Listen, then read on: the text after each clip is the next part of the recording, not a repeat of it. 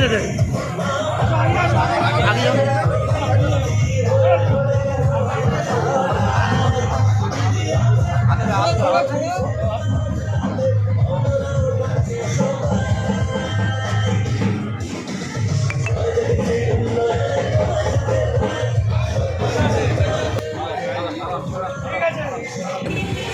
তো সবে শুরু করলাম 17 নম্বর ওয়ার্ড। আজকে মানুষের জনপ্লাবন এবং মানুষ মমতা বন্দ্যোপাধ্যায়ের উন্নয়নের প্রতি আস্থা রেখে একেবারে জনস্রোতে পরিণত হয়েছে।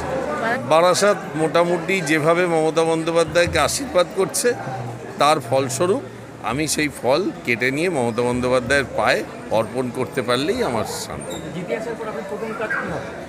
প্রথম কাজ 3টে বলেছি আপনাদের। একটা, যানজট। অলরেডি আমি এখনও জয়লাভ করিনি, তার আগেই যানজট কিন্তু অনেকটা মুক্ত হয়েছে এবং রাস্তায় দেখবেন ট্রাফিক পুলিশ, শুধু সিভিক ভলেন্টিয়ার নয়, ট্রাফিক পুলিশ এখন এবং ভালো মতো দিনে রাতে দেখা যাচ্ছে এবং তারা যথেষ্ট চেষ্টা করছে এবং সেটা ফলস্বরূপ দেখাও যাচ্ছে।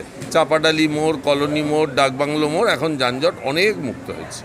2 বলেছিলাম হসপিটালে রেফার না করার জন্যে, মাননীয় মুখ্যমন্ত্রী প্রচুর টাকা খরচা করে হসপিটাল থেকে বারাসাতকে সুপার স্পেশালিটি এবং পরবর্তীকালে মেডিকেল কলেজে রূপান্তরিত করেছেন। সেখান থেকে রেফার হতো শুনেছিলাম, এখন রেফারটা অনেকটা কমে গেছে।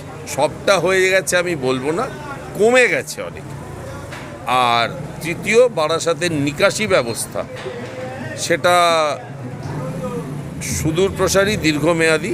রাতারাতি ওটা করে ফেলবো এটা বলবো না, একটা মাস্টার প্ল্যান বানিয়ে করতে হবে, কারণ বারাসাতের 35টা ওয়ার্ডেরই নিকাশি ব্যবস্থা নিয়ে একটা খুব সমস্যা আছে।